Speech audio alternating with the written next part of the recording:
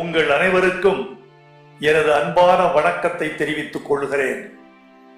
என்னை சற்று அனுமதித்தால் உங்களை 60 ஆண்டுகளுக்கு பின்னோக்கி அழைத்துச் செல்ல ஒரு வாய்ப்பு தர வேண்டும் என்று விரும்புகிறேன். 60 ஆண்டுகளுக்கு முன்னால் கிராமத்தில் ஓர் இரவு ஊர் உறங்கிவிட்டது, விலங்கு உறங்கிவிட்டது, பறவை உறங்கிவிட்டது, இலைகளுக்கு இடையே காற்று உறங்கிவிட்டது, நட்சத்திரங்களை காவலுக்கு வைத்துவிட்டு நிலா கூட உறங்கிவிட்டது. ஒரே ஒரு சிறுவன், அவனும் அவன் வீட்டு கருப்பு புகையடித்த லாந்தரும் மட்டும் விழித்திருக்கிறார்கள்.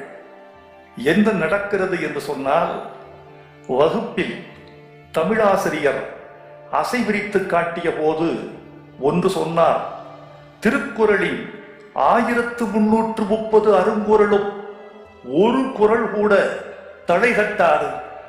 ஈற்றடி முச்சீராய் ஏனையடி நாற்சீராய் இயற்சீரும் வெண்சீரும் வந்து இயற்சீர் வெண்களையும் வெண்சீர் வெண்களையும் விரவி வந்து தங்களை தழுவி பிறர்களை தழுவாது செப்பலோசையோடு நாள் மலர் காசு பிறப்பு என்ற வாய்பாடுகள் ஒன்றால் முடியும், அதுதான் திருக்குறள் என்று சொன்னார். ஒன்று கூடவா, ஒரு குறள் கூடவா? 1330 ஒரு குறள் தடை கட்டாதா என்று அந்த கருப்பு சிறுவன் வெள்ளை மனத்தோடு வெகுளி உள்ளத்தோடு திருக்குறளை இரவெல்லாம் அசைவிரித்தார். அசைவிரித்து வள்ளுவரிடம் தோற்றுக்கொண்டே இருந்தான், இலக்கணத்தை வென்று கொண்டே இருந்தான். அந்த சிறுவனுக்கு பெயர் வைரமுத்து. அவன்தான் 60 ஆண்டுகளுக்கு பிறகு தமிழ் மன்றம் கூடியிருக்கிற இந்த பெருமன்றத்தில் அறிஞர்களும் பெரும் தலைவர்களும் பெரும் பேராசிரியர்களும் கூடியிருக்கிற இந்த பெருமன்றத்தில் திருக்குறளுக்கு உரை எழுதி உங்கள் கைதட்டலை காணிக்கையாக பெற்றுக் கொண்டிருக்கிறார் என்ற ஒரு நிமிஷத்தை தான் நான் ஒரு பெரிய மகுடமாக நினைக்கிறேன். தோழர்களே, நண்பர்களே, ஏன் குறளுக்கு உரை எழுத வேண்டும்? உரை ஏன் தேவைப்படுகிறது தெரியுமா? ஏன் உரையை படித்தால் புரியாதா? எல்லா விளக்கும் விளக்கல்ல, சான்றோர்க்கு பொய்யா விளக்கே விளக்கு தெரியாதா? தொட்டரை தூறு விளக்கேணி மாந்தர்க்கு கற்றதை தூறும் அறிவு தெரியாதா? தெரியும். எல்லா சொற்களும் பொருள் குறித்தவைதான். ஆனால் 100 ஆண்டுகளுக்கு ஒரு முறை ஒரு மொழி 10 விழுக்காட்டு சொற்களை இழந்து விடுகிறது, சிதைந்து விடுகிறது, அல்லது அழிந்து விடுகிறது, அல்லது பொருளில் ஒரு புல மாற்றம் நிகழ்ந்து விடுகிறது. சிதம்பரம் அவர்கள் இங்கே சொன்னார்கள், இந்திரா பார்த்தசாரதி எனக்கு ஒரு தகவல் சொன்னதாக. எனக்கு அவர் சொன்ன தகவலோ அல்லது சிதம்பரம் அவர்கள் எனக்கு சொன்ன தகவலோ எனக்கு தெரியாது. ஆனால் மிக முக்கியமான தகவல் அவர் சொன்னார், காமத்துப்பால் இன்பத்துப்பால் என்று இலங்குவதை விட காமத்துப்பால் என்பதுதான் ஆண் பெண் என்ற தேக உறவை குறிக்கும் என்று அவர் சொன்னார். நல்லதுதான், நானும் அந்த வழியில் வந்தவதுதான். காமம்தான் சரியான சொல் என்று ஆளப்பட்டிருந்ததும் உண்மைதான்.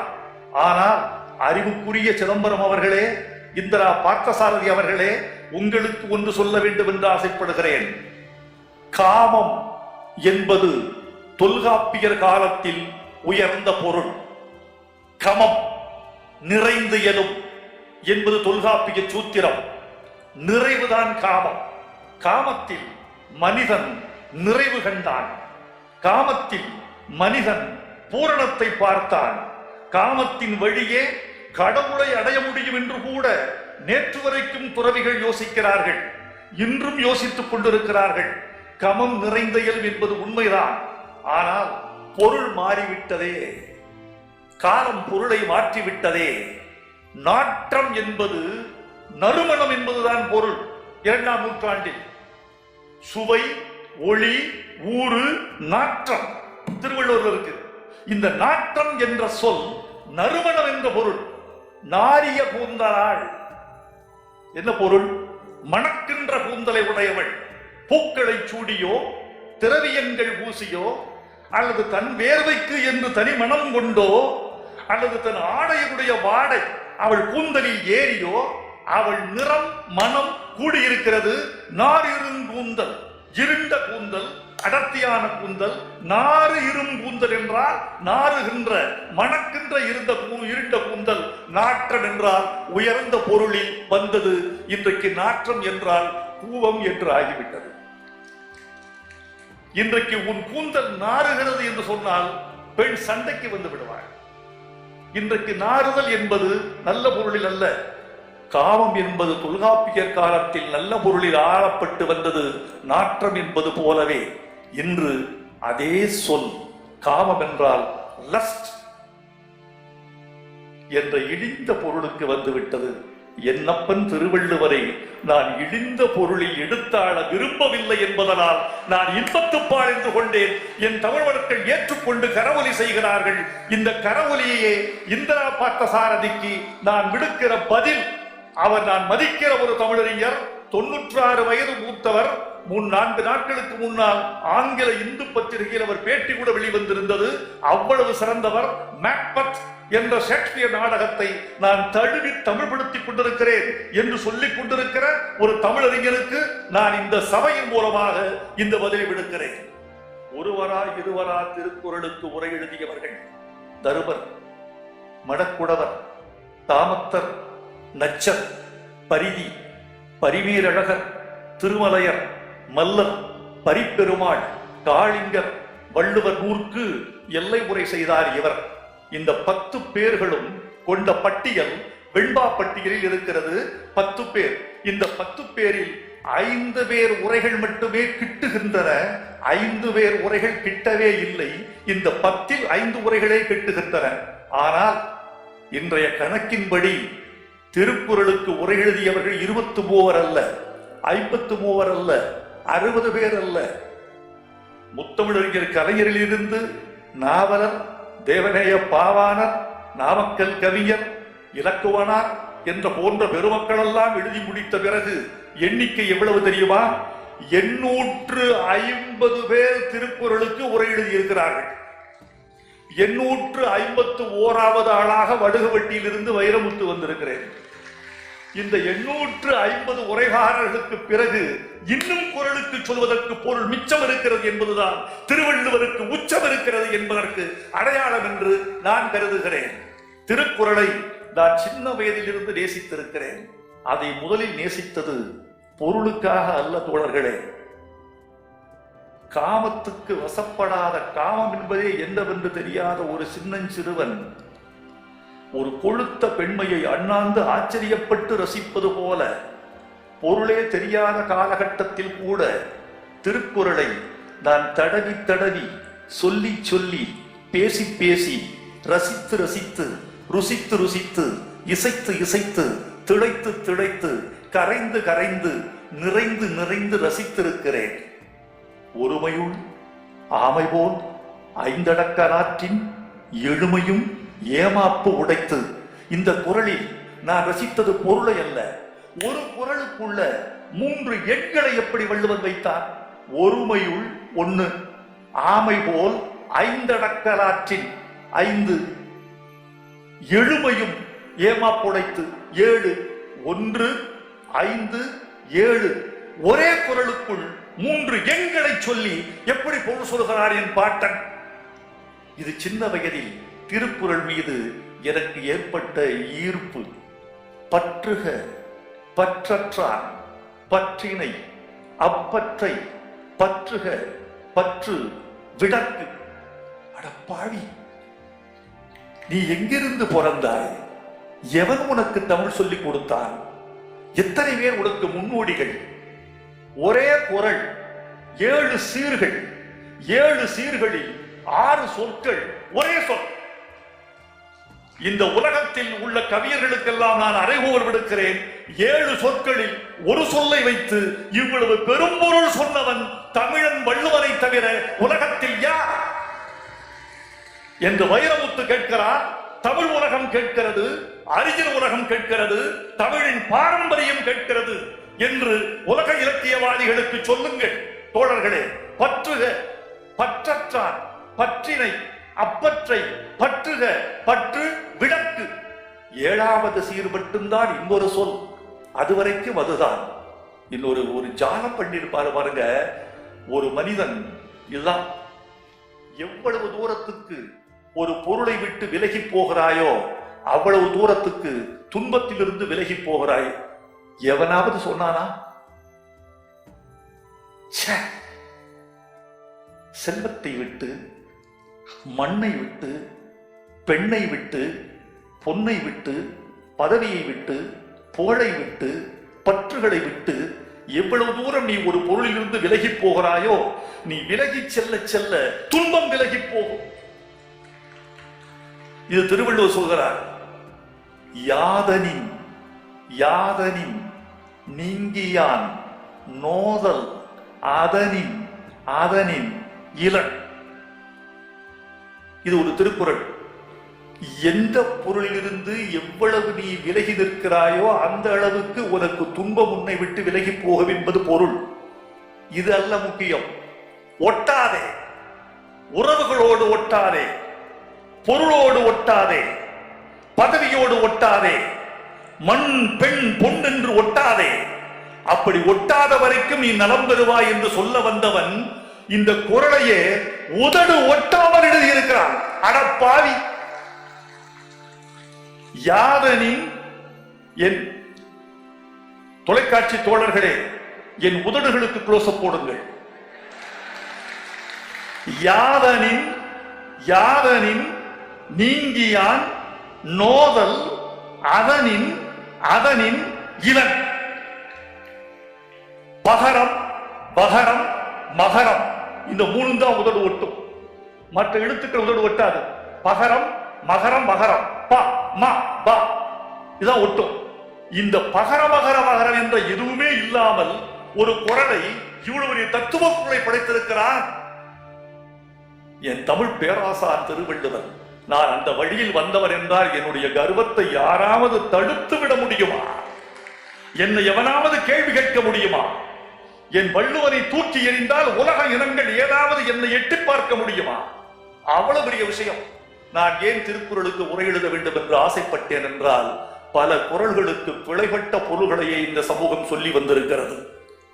ஒரு குறள், உயிர் நீப்பின் வாழா கபரிமா அன்னார் மயிர் நீப்பன் மாறம் வரி. இந்த குறளுக்கு காலங்காலமாக சொல்லப்பட்டு வந்த பொருள் என்ன தெரியுமா தோழர்களே? என்ன சொல்லி இருக்கிறார்கள்? கவரிமான் என்று ஒரு விலங்கு இருக்கிறது. அந்த கவரிமான் ஒரு மயிர் உதிர்ந்து விட்டால் கூட உயிர் போய்விடும். மானம் உள்ளவர்கள் கவரிமானை போன்றவர்கள் மானத்துக்கு இழுக்கு வந்தால் இறந்து விடுவார்கள் என்பது இதற்கு சொல்லப்பட்ட பொருள். உயிர் நீப்பை மயிர் நீப்பின் வாழா கவரிமா அன்னார் உயிர் நீப்பர் மானம் வரி. எவ்வளவு பெரிய பிழை நடந்திருக்கு தெரியுமா? 2000 வருஷமா, 2000 ஆண்டுகளாக சொல்லப்பட்ட பிழையை நான் ஒருவன் வந்து திருத்த வேண்டும் என்று இருந்திருக்கிறது என்று நான் ஒன்றும் பெருமைப்படவில்லை. ஆனால் தோழர்களே, எங்கள் வள்ளுவன் மீது பிழைப்பட்ட சகதி ஏதும் படிந்துவிடக் கூடாது என்று நான் கவனமாக இருக்கிறேன். கவரி மான் என்று ஒன்று இல்லை. திருவள்ளுவர் கவரி மான் என்று பிரயோகப்படுத்தவும் இல்லை. கவரி மான் அன்னார் என்றால் மான் அன்னார் மானன்னார் என்று இருந்திருக்க வேண்டும். ஆனால் பகர உடம்படுமை பெய்து கவரி மாமன்னார் என்று எழுதியிருக்கிறார் திருவள்ளுவர். கவரி மா என்றால் விலங்கு, மான் அல்ல. கவரி மா, மக்கள் மாக்கள், மக்கள் உயர்தினை, மாக்கள் அகிரிணை, மாக்கள் கவரி மா. இந்த மா என்றால் விலங்கு. கவரி மா என்பது பனிப்பிரதேசத்தில் வாழுகிற ஒரு விலங்கு. ஆங்கிலத்தில் சொன்னால் யாக்.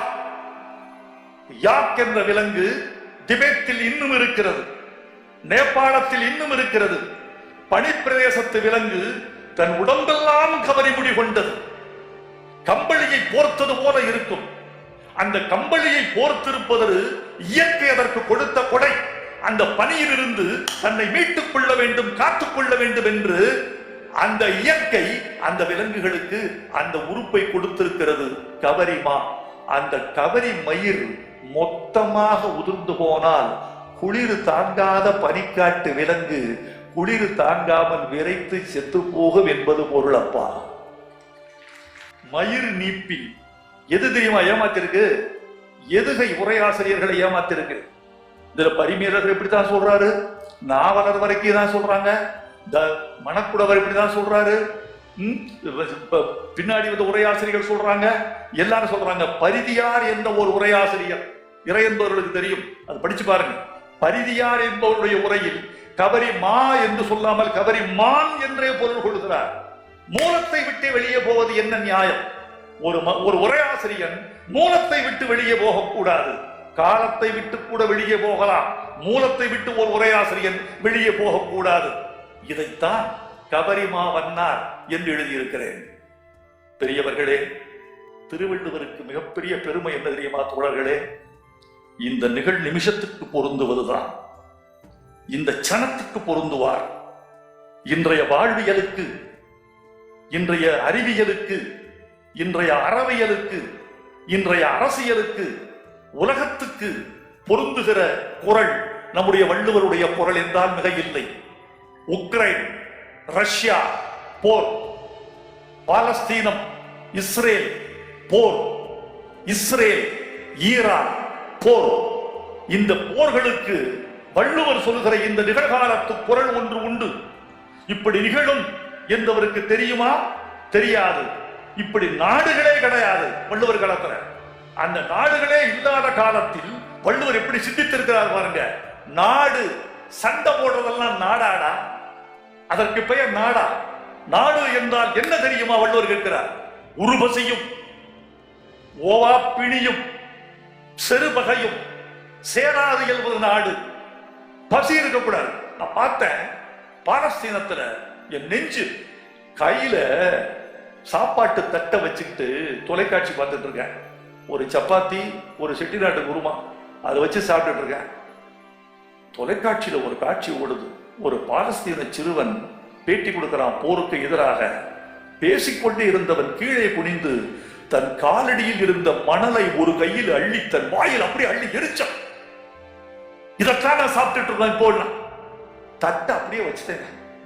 அட பாவி, என் சமகாலத்தில் சற்று தூரத்தில் எங்கள் மானிட சிறுவன் ஒருவன் தன் வாயில் மண்ணள்ளி கொண்டு சென்று சாப்பிடுகிற பொழுது நான் எப்படி இந்த நல்லுணவை சாப்பிட முடியும் என்று தட்டை கீழே வைத்து விட்டேன். தோழர்களே, உருபசியும் ஓவாப்பிணியும் செருவகையும் சேராது என்பது நாடு. உக்ரைனுக்கு ஒரு குரல், இஸ்ரேலுக்கு ஒரு குரல், ஈரானுக்கு ஒரு குரல், ரஷ்யாவுக்கு ஒரு குரல். அது இந்த குரல். ஒன்றிய அரசுக்கு ஒரு குரல் சொல்லியிருக்காரு வள்ளுவர். இன்றைய ஒன்றிய அரசுக்கு, எப்பா நிதியெல்லாம் வச்சுக்கிட்டு கொடுக்காம இருக்காத, எங்க ஐயா கஷ்டப்படுறாரு, கல்வி நிதியை நீயே சேர்த்து வச்சுக்கிட்ட தர மாட்டேங்கிற, வெள்ள நிவாரணம் கொடுக்க மாட்டேங்கிற, உரிய நிதி வரமாட்டேங்குது. எங்க தமிழ் மாநிலத்தில் இவர் எப்படியும் உருண்டு புரண்டு சமாளிச்சுக்கிட்டு இருக்காரு.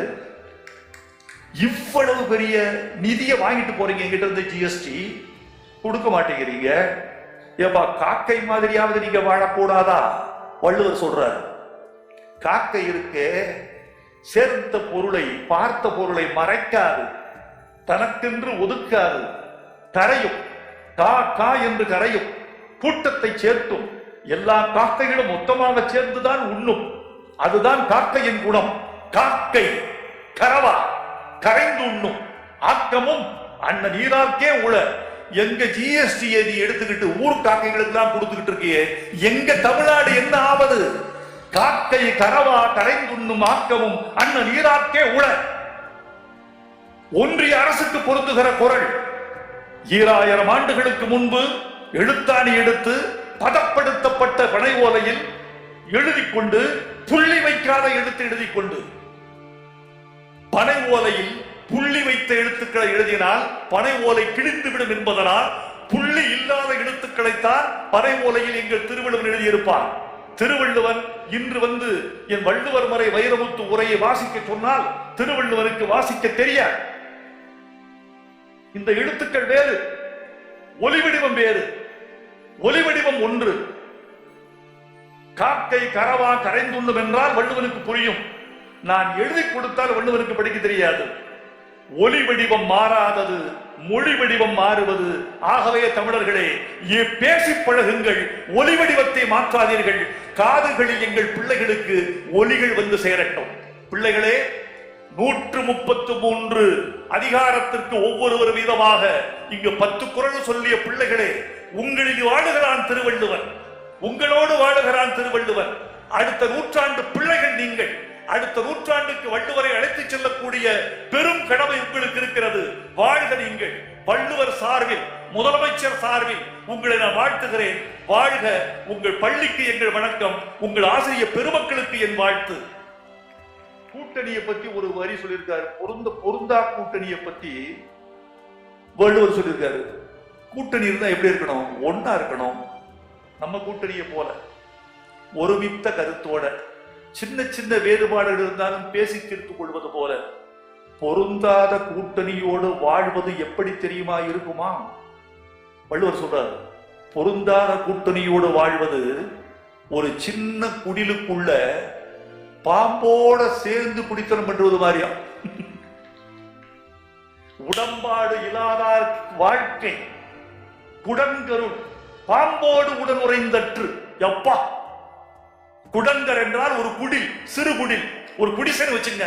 ஒரு குடிசைக்குள்ள பாம்போடு மூவ் பண்ண இடம் இல்லை, புழங்க இடம் இல்லை. அந்த இடத்துல ஒரு பாம்போடு உடன் உறைந்து வாழ்வது எப்படி கொடுமையானது? உடம்பாடு இல்லாதார் வாழ்க்கை குடங்கருள், பாம்போடு உடன் உறைந்தற்று. இந்த சனத்திற்கு மாத்திரமல்ல தோழர்களே, செயற்கை நுண்ணறிவு வரட்டும், நேனோ டெக்னாலஜி வரட்டும், இந்த உலகத்தை துடைத்து தூக்கி குப்பையில் எறிய வேண்டியதுதான். சென்னை நகரத்தில் முக்கால்வாசி விஷயத்தை தூக்கி வங்காள விரிகுடாவில் எரிந்து விட வேண்டியதுதான். வங்காள விரிகுடா மேடாகி போகும். அவ்வளவு குப்பைகளை துடைத்து எரிய வேண்டியிருக்கும். புதிய வாழ்க்கை வரும். அப்படி புதிய வாழ்க்கை, புதிய மனிதர்கள், புதிய விழுமியங்கள், புதிய சட்டங்கள், புதிய ஆட்சிகள் என்று இந்த வாழ்வின் எல்லா அம்சங்களும் மாறிக்கொண்டே போனாலும் மாறாத பேரம்சமாக எங்கள் திருவள்ளுவர் திகழ்வார். நிறைவாக ஒரு செய்தி. யாருக்கு காவி அடிக்கிறீர்கள்? யாருக்கு காவி? எங்களுக்கு மிச்சம் இருக்கிற ஒரே ஒரு அடையாளம் திருவள்ளுவர். அவரை வைத்துத்தான் நாங்கள் வாழ்ந்து கொண்டிருக்கிறோம். எங்கள் இனத்தின் கேடயமும் அவன்தான், எங்கள் இனத்தின் வாழும் அவன்தான், எங்கள் தலையும் அவன்தான், எங்கள் கிரீடமும் அவன்தான்.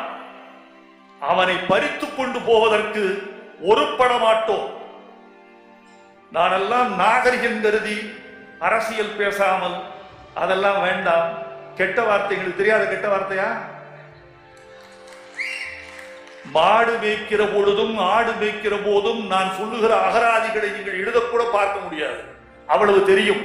ஆனால் நான் கெட்ட வார்த்தைகளை பயன்படுத்துவதா, இந்த பொது வாழ்க்கைக்கு திருக்குறளை பயன்படுத்துவதா என்று முடிவெடுத்து திருக்குறளைத்தான் பயன்படுத்த வேண்டும் என்று நாகரிகம் பெற்று மேலே வந்தோம். எங்கள் நாகரிகத்தை சிதைத்து விடாதீர்கள். எங்கள் முகமூடியை கழற்றி விடாதீர்கள். எங்கள் தோலை உரித்து விடாதீர்கள். வேண்டாம். திருவள்ளுவரை விட்டு விடுங்கள். அவர் தமிழனுக்கு என்று கிடைத்த ஒரே ஒரு அறக்கொடை. அந்த அறக்கொடையை இழப்பதற்கு நாங்கள் தயாராக மாட்டோம். அந்த அறக்கொடை எங்களுக்கு உரியது, எங்கள் தமிழ் இனத்தின் அடையாளத்துக்குரியது. வேள்வி செய்வது உங்கள் கலாச்சாரம். வேள்வி என்பது யாகம் வளர்த்து, தீ வளர்த்து, ஆடு மாடுகளை வெட்டி பலி கொடுத்தி அதெல்லாம் பண்ணுவது உங்க கலாச்சாரம். தமிழ்நாட்டில் அப்படி அல்ல. நாங்களும் பலியிடுவோம். யாகம் வளர்த்தல்ல, யாகம் வளர்த்தல்ல. புலால் எங்களுக்கு விரோதம் அல்ல, கள் எங்களுக்கு விரோதம் அல்ல. ஆனால் நாங்கள் மனிதனுக்காகத்தான் படைப்போமே தவிர இல்லாத சக்திகளுக்கு நாங்கள் படைப்பதில்லை. மனிதனுக்குத்தான் படைப்போம். அவிசொரிந்து 1000 வேட்டலில் ஒன்றன் உயிர் சுகித்து உண்ணாமை நன்று என்று புதிய குரல் கொடுத்தவன். தர்மார்த்த காம மோட்சம் என்பதுதான் வடமொழி மரபு. தர்மம், அர்த்தம், காமம், மோட்சம். அங்க கூட காமம் இருக்கையா. வடமொழியில் கூட தர்மார்த்த காம மோட்சம் என்றுதான் சொன்னான். தர்மம், அர்த்தம், காமம், மோட்சம், அறம், பொருள், இன்பம், வீடு மொழிபெயர்த்தார். அப்படி வரும். திருவள்ளுவரை பார்த்தீங்களா? எங்கால் தனித்தமிழன் என்பதற்கு அடையாளம் போதுமா? அறம், பொருள், இன்பத்தோடு நிறுத்தி கொண்டார். மோட்சத்தின் மீது எங்களுக்கு நம்பிக்கை இல்லை, தூக்கி எறிந்தார். அறம், பொருள், இன்பம் தான் எங்கள் கொள்கை என்று நிறுத்தினார். மோட்சம் காணாதது, மோட்சம் கற்பனையானது, மோட்சம் கண்ணுக்கு தெரியாதது. மோட்சம் என்பது உயிரிலி. அந்த உயிரினியோடு எங்களுக்கு எந்த உறவும் இல்லை என்று அறத்தோடும் பொருளோடும் இன்பத்தோடும் மனிதனுக்கு தேவையான நிறுத்திக் கொண்டான். அந்த தமிழனை எங்களுக்கு விட்டு விடுங்கள், அவன் மீது வர்ணம் பூசாதீர்கள். திருவள்ளுவரின் வர்ணம் என்ன தெரியுமா? தமிழனுக்கு வர்ணம் என்னவோ அதுதான் திருவள்ளுவரின் வண்ணம். திருவள்ளுவரின் வண்ணம் எதுவோ அதுவே தமிழின் வண்ணம். வாழ்க திருவள்ளுவர், வெல்க திருக்குறள். வந்திருந்த உங்களுக்கெல்லாம் என் வாழ்த்துக்களையும் வணக்கத்தையும் நன்றியையும் சொல்லி விடைபெறுகிறேன். வெல்க.